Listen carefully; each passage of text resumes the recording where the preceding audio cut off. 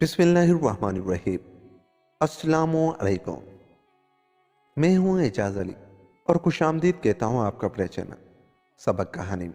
मगर आगे बढ़ने से पहले हमारे चैनल को सब्सक्राइब कर दीजिएगा। चलते हैं आज की कहानी की तरफ। तुरान का बादशाह अपने मुसाहिबों के साथ शिकार खेलने निकला। दरअसल उसे शिकार का इतना शौक नहीं था। उसने जब अपने दरबारियों से कहा कि कल हम लोग शिकार पर जाएंगे, सब लोग तैयार रहे और तड़के ही शाही किले के बड़े गेट पर जमा हो जाए। बादशाह की बात पर सब दरबारी सख्त हैरान हुए।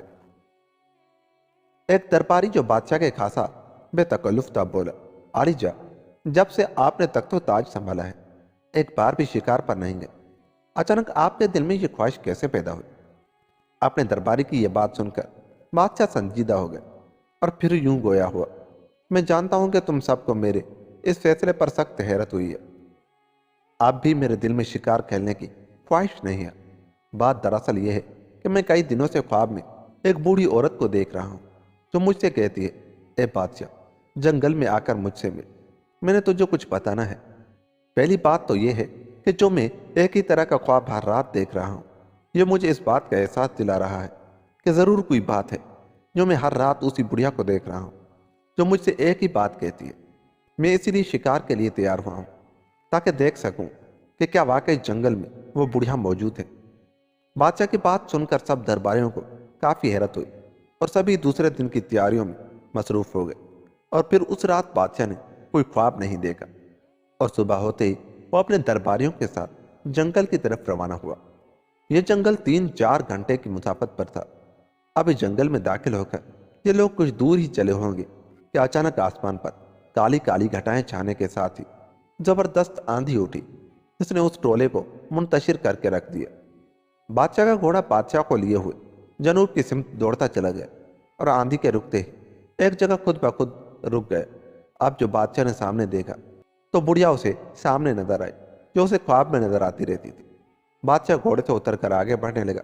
बुढ़िया बोली, आखिर तुम आ ही गए, अगर तुम न आते तो अपना ही सख्त नुकसान करते। बुढ़िया ने कहा, आखिर तुम कौन सी बात मुझे बताना चाहते हो? क्या तुम कोई जादू करनी हो जो तुमने मेरे दिमाग तक रसाई की और मुझे ख्वाब में यहाँ बुलाती रही? हाँ, मैं एक जादूगर हूँ, मगर मेरे जादू ने किसी को नुकसान नहीं पहुँचाया। मैं हर एक का भला ही चाहती हूँ। तुम पर एक बहुत बड़ी मुसीबत आने वाली है। एक चुड़ैल है जो तुम्हारे महल में दबे हुए 7 प्याले हासिल करेगी। अभी वो एक दूर दराज मकाम पर एक तारीख कुएं में कैद है, लेकिन जल्द ही एक शैतान उसे वहां से रिहाई दिलाएगा और फिर वो आज़ाद होते हुए तुम्हारे महल के तहखाने में दफन उन 7 प्यालों को हासिल करेगी। तुम्हारे अजदाद में एक ऐसा बादशाह गुजरा है जिसने एक हसीन और जमील लड़की से शादी की थी। दरअसल वो लड़की जितनी खूबसूरत थी उतनी ही शैतान की पुरस्तिश करने वाली थी और तबन बड़ी जालिम वाक़या हुई थी। शैतान ने उसे 7 प्याले दिए थे जिनमें उस लड़की ने 40 इंसानों का खून पीना था, जिसके बाद दुनिया भर के जादूगर उसके गुलाम हो जाते। उसने एक कम 40 इंसानों का उन प्यालों में खून पिया था। सिर्फ एक आदमी का खून पीना बाकी रहा था और 40वां आदमी उसका शौहर था, जिसे वो रात के वक्त खंजर से हलाक करने ही लगी थी कि बादशाह की आंख अचानक खुल गई और उसने खुद को खतरे में घिरा पाकर दिलेरी से काम लेते हुए लड़की का खंजर वाला हाथ पकड़ ली और चंद सेकंड की जोर आजमाई के बाद खंजर को फर्श पर गिरा दी। मुझे एक आदमी का खून चाहिए, इन 7 प्यालों में मैं उसे पीऊंगी और फिर दुनिया के तमाम जादूगरों की सरदार बन जाऊंगी और फिर मुझे मौत नहीं आएगी। ये काम आज मैं तुम्हें मारकर पूरा कर सकती थी, क्योंकि आज रात ग्रहण लगना है और मुझे कोई ऐसा शख्स नहीं मिला, सिर्फ तुम ही नजर आए, मगर मैं बदकिस्मती से नाकाम रही।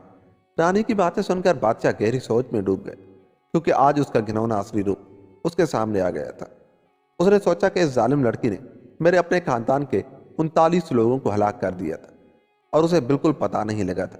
अगर आज उसकी अचानक आंख न खुलती तो ये मुझे भी हलाक करके 40 इंसानों का खून पूरा कर लेती। बादशाह ने एक नेक दिल बुजुर्ग की मदद से उस चुड़ैल को काले कुएं में कैद कर दिया था, मगर अब बरसों बाद सूरज ग्रहण होने वाला है, इसीलिए एक जादूगर अपने एक शैतानी अमल से रानी को काले कुएं से निकालने वाला है और फिर वो कुएं से आज़ाद होकर उस तहखाने में जाएगी जहां वो 7 प्याले तुम्हारे दादा यानी रानी के शौहर ने दफन कर दिए थे। चूंकि तुम उसी खानदान से हो, इसीलिए वो तुम्हें हलाक करके ग्रहण की रात اس 7 پیالوں میں تمہارا خون پیے گی اور ہمیشہ کے لیے امر ہو جائے گی، اور ایک ایسی زبردست طاقت حاصل کر لے گی کہ کوئی بھی اس کے آگے ٹھہر نہیں سکے گا۔ وہ دنیا میں ایسی تباہی مچائے گی کہ پہاڑ بھی لرز اٹھیں گے۔ بڑھیا جلدی جلدی کہتی چلی گئی۔ اس کی باتیں سن کر بادشاہ حیران اور پریشان ہوا، اور پھر بولا، تم بھی تو جادوگرنی ہو، کیا تم اسے اس خطرناک ارادوں میں ناکام نہیں بنا سکتی؟ میں تو نہیں، البتہ یہ کام تمہارا چھوٹا بیٹا کر سکتا ہے، جسے تم نے نہ سمجھتے ہوئے کہ وہ حکومت کے کام تو نہیں سیکھتا، سپاہ گری میں بھی اس کی کوئی دلچسپی نہیں، اور اسے اپنے شاہی محل سے باہر نکال دیا تھا۔ تم یہ سمجھ رہے تھے کہ تمہاری نافرمانی کرتے ہوئے وہ در بدر کی ٹھوکریں کھا رہا ہوگا، مگر ایسا نہیں ہے۔ اسے تو وہ نعمت حاصل ہو گئی ہے جس کے بدلے میں انسان ایسے سینکڑوں شاہانہ تک تو تاج ٹھکرا دے۔ اس کی روحانی قوت ایسی زبردست حد تک بڑھ چکی ہے، وہ تمام شیطانی قوتوں کو زیر کر دے گا۔ بڑھیا نے کہا، مگر میرا وہ بیٹا کہاں ہے؟ جب سے وہ گیا ہے اس نے تو کبھی پلٹ کر بھی نہیں دیکھا۔ بادشاہ نے کہا، اے بادشاہ، تم نے اس کو خود سے جدا کر لیا ہے۔ وہ جو زندگی بسر کر رہا تھا اس پر غور و فکر تو کرتے، اب تو میری قوت بھی اس کے سامنے بے بس ہے۔ میں نے بہت کوشش کی کہ اس کا پتہ چلاؤں، مگر میں بھی معلوم نہیں کر سکی۔ اب تو خود ہی اسے تلاش کرو، اور وہاں تم اپنے شاہی محل کے تہہ خانے کی سخت نگرانی کرو، اور سپاہیوں کا 24 گھنٹے پہرا لگا دو تاکہ وہ چڑل اسے وہاں سے لے نہ اڑے۔ اور ایسا ہو گیا تو سمجھ لو کہ وہ ڈائن تمہیں ضرور ہلاک کر کے ان 7 پیالوں میں تمہارا خون پی جائے گی۔ بوڑھی جادوگرنی نے بتایا، میں جا کر ان 7 پیالوں کو توڑ دیتا ہوں، نہ رہے گا بانس اور نہ بجے گی بانسری۔ بادشاہ نے جوش میں آتے ہوئے کہا۔ اس کی یہ بات سن کر جادوگرنی نے ایک زوردار کہکا لگایا اور پھر بولی، اے بادشاہ، تم شیطانی قوتوں سے واقف نہیں ہو، اور تم نے خود ایسا کرنے کی کوشش کی تو ان پیالوں کو توڑ نہیں سکو گے۔ البتہ تمہاری جوان بیٹی تمہاری اس حرکت کی بھینٹ چڑھ جائے گی۔ تمہیں معلوم نہیں کہ تمہارا وزیر بھی شیطان کا پجاری ہے، اور شیطان نے اسے یہ حکم دیا کہ وہ تمہاری بیٹی کو ہلاک کر دے تو وہ ایسا ضرور کرے گا۔ بوڑھی جادوگرنی نے بادشاہ کو بتایا۔ بادشاہ جنگل سے واپس شاہی محل میں آ گئے، مگر اسے اپنی قوت پر بہت گھمنڈ تھا کہ فوج کا سپہ سالار ہر قیمت پر اس کی بیٹی کی حفاظت کرے گا، اور وزیر میں اتنی جرات نہیں کہ وہ میری بیٹی کی طرف بری نظر سے بھی دیکھ سکے۔ اس نے آتے ہی 7 پیالوں کو توڑنے کی کوشش کی، مگر راجا اور مزدور جتنی بھی کوشش کرتے وہ تہہ خانے کی ایک اینٹ بھی باہر نکال کر نہ لا سکے۔ یہ سب کچھ ان شیطانی قوتوں کی وجہ سے تھا جو ان لوگوں کو ایسا کرنے نہیں دیتی تھی۔ یہی نہیں، ان قوتوں نے وزیر کو اپنے شہر میں گرفتار کر لیا اور اسے مجبور کیا کہ وہ بادشاہ کی بیٹی شہزادی کو قتل کر دے۔ وزیر میں اتنی ہمت نہیں تھی، مگر وہ شیطانی قوتوں کے تابع ہو چکا تھا، اس لیے اس نے چپکے سے جا کر شہزادی کو قتل کر دیا۔ ادھر بادشاہ راج اور مزدوروں پر زور دے رہا تھا کہ تہہ خانے کو جلد سے جلد کھولے۔ اسی دوران ایک محافظ نے آ کر بادشاہ کو بتایا کہ وزیر نے شہزادی صاحبہ کو قتل کر دیا ہے۔ یہ سن کر بادشاہ کو فوراً بوڑھی جادوگرنی کی بات یاد آ گئی، اور وہ غضبناک ہوتا ہوا شہزادی کے کمرے میں پہنچا، مگر حیران رہ گیا کیونکہ شہزادی تو اس کے سامنے صحیح سلامت کھڑی تھی۔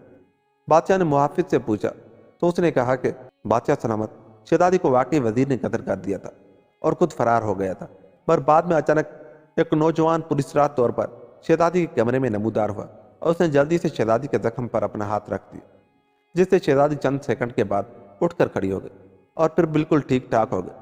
پھر وہ نوجوان شہزادی کو دیکھتا ہوا غائب ہو گیا۔ بادشاہ نے یہ سنا تو تہہ خانے کی طرف دوڑا، پھر حیران رہ گیا کیونکہ تہہ خانہ کھلا ہوا تھا۔ بادشاہ نے ایک مشعل جلائی اور نیچے اترا۔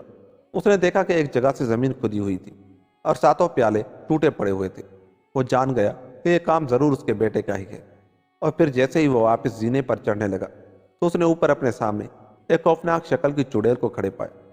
اس چڑیل کی شکل اس قدر بھیانک تھی کہ بادشاہ خوف زدہ ہو گئے اور آہستہ آہستہ پیچھے ہٹنے لگا۔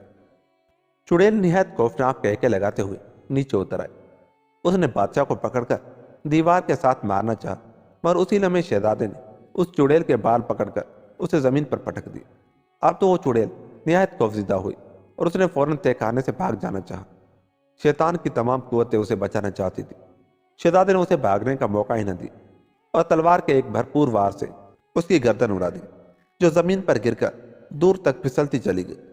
اس چڑیل کا دھڑ ایک کونے میں اور سر دوسرے کونے میں جا پڑا۔ بادشاہ حیران کھڑا اس حیرت انگیز منظر کو دیکھ رہا تھا۔ اسے اپنے بیٹے پر فخر ہونے لگا۔ وہ اپنے بیٹے شہزادے کو پہچان چکا تھا۔ اب شہزادے نے کوئی عمل کیا جس سے چڑیل کے سر اور دھڑ کو آگ لگ گئی، اور لمحے بعد ہی وہاں راکھ کا ایک ڈھیر پڑا ہوا تھا۔ بادشاہ نے آگے بڑھ کر شہزادے کو گلے سے لگا لیا اور دونوں زینے چڑھتے ہوئے اوپر آ گئے۔ اسی دوران شہزادی بھی بھاگتی ہوئی وہاں پہنچ گئی۔ شہزادہ بولا، ابا حضور، میری ماں کہاں ہے؟ بادشاہ نے تو فوراً کوئی جواب نہ دیا۔ البتہ شہزادی بولی، بھائی جان، ماں تمہارے غم میں پاگل ہو گئی ہے۔ یہی نہیں بلکہ رو رو کر اس کی بینائی بھی ختم ہو گئی ہے۔ ہم لوگوں نے اسے زنجیروں سے باندھا ہوا ہے تاکہ وہ خود کو کچھ کر نہ لے۔ یہ سن کر شہزادہ بے چین ہو گیا اور بولا، بہن، مجھے فوراً اس کے کمرے میں لے چلو جہاں ماں موجود ہے۔ جب بادشاہ اور شہزادی شہزادے کو ساتھ لے کر مختلف راہداریوں سے گزرتے ہوئے ایک بڑے سے کمرے میں داخل ہوئے تو سخت حیران ہوئے، کیونکہ اب ملکہ تو بھری چنگی دکھائی دے رہی تھی اور زنجیروں کی جگہ پھولوں کی لڑیاں اس کے ہاتھوں اور پاؤں میں تھیں۔ ملکہ نے اپنے بیٹے کو پہلی ہی نظر میں پہچان لیا اور آگے بڑھتے ہوئے اسے گلے سے لگا لیا۔ دونوں ماں بیٹے کافی دیر تک روتے رہے۔ دراصل ایک عرصے کے بعد شہزادے کو ماں باپ ملے تھے، اس لیے شہزادہ جذباتی انداز میں آنسو بہاتا چلا جا رہا تھا۔ پھر شہزادہ شاہی محل میں رہنے لگا۔ شاہی محل کی سوگوار فضا میں دوبارہ خوشیوں کی شہنائیاں گونجنے لگیں۔ بادشاہ بھی ہر وقت بہت خوش رہنے لگا، کیونکہ اسے علم ہو چکا تھا کہ اس کا بیٹا نہایت خوش اسلوبی سے حکومت چلا سکے گا، اور پھر اس نے یہ اعلان کر دیا کہ اس کے بعد اس کے تخت و تاج کا مالک اس کا بیٹا ہوگا، جسے اس نے پہلے ولی عہد کے عہدے سے معزول کر دیا تھا۔ شاہی محل میں خوشیوں کا دائمی دور واپس آ چکا تھا۔ پھر سب لوگ ہنسی خوشی رہنے لگے، جیسے ان لوگوں کے دن پھرے۔ اللہ تعالیٰ سب کے دن پھیرے۔ دوستو، اگر آپ کو ہماری یہ کہانی اچھی لگی تو جاتے ہوئے ہمارے چینل کو سبسکرائب کر دیجیے گا۔ اپنا بہت سا خیال رکھیے گا۔ ملتے ہیں کسی ایسی ہی کہانی کے ساتھ، تب تک اللہ نگہبان۔